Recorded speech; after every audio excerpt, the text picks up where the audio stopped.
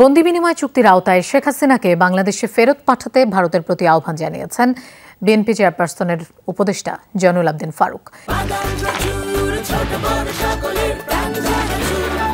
স্বাদে ভরপুর প্রাণ চানাচুর।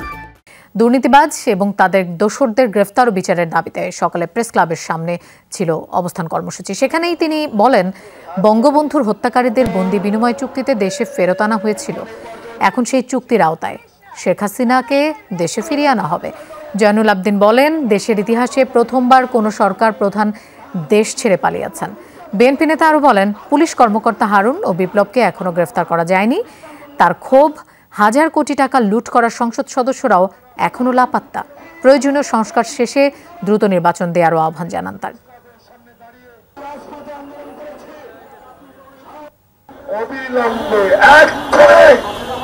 শেখ হাসিনাকে বাংলাদেশে পাঠান। শেখ মুজিবের হত্যা যখন হয়েছিল তখনকার আসামিকে যদি কলকাতা থেকে, হিন্দুস্তান থেকে বন্দি বিনিময়ের দায় এনে বিচার করতে পারে, তাহলে অনতিবিলম্বে বন্দি বিনিময় আছে, শেখ হাসিনাকে দেশে পাঠান।